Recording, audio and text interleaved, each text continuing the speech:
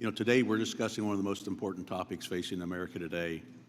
For nearly a decade, the healthcare industry has been turmoiled with rising prices, costs, choices been reduced, and 30 million people still don't have health insurance.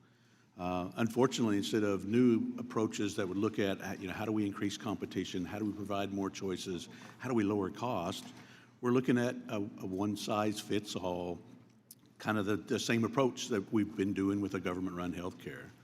So we've talked about a lot of these things earlier, but I want to repeat a few of them just because they're so important. The Democrats' Medicare for All plan will double everybody's taxes, and still doubling the taxes won't pay for it. It jeopardizes small hospitals and the benefits for the senior citizens who've worked all their lives to pay into their Medicare. And finally, Medicare would also eliminate private employer insurance for 158 Americans.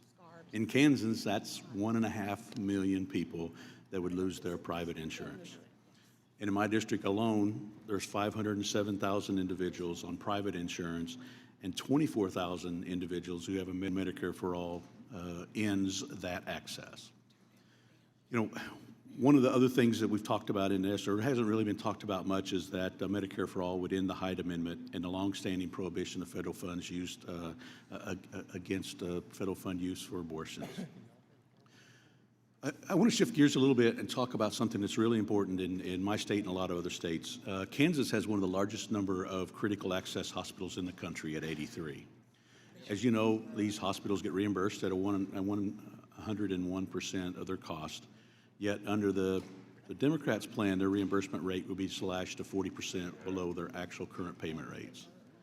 And given that the leading single-payer plan in the House would make it illegal to negotiate that government set rate or to turn around patients, it would be inevitable that these vital rural hospitals would go under.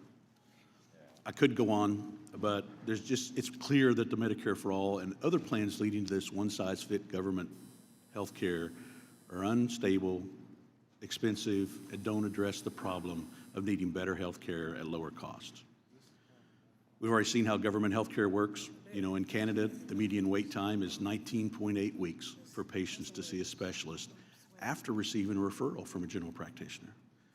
Canadians also have to wait a median of 4.3 weeks for a CT scan, 10.6 weeks for an MRI, 3.9 weeks for an ultrasound.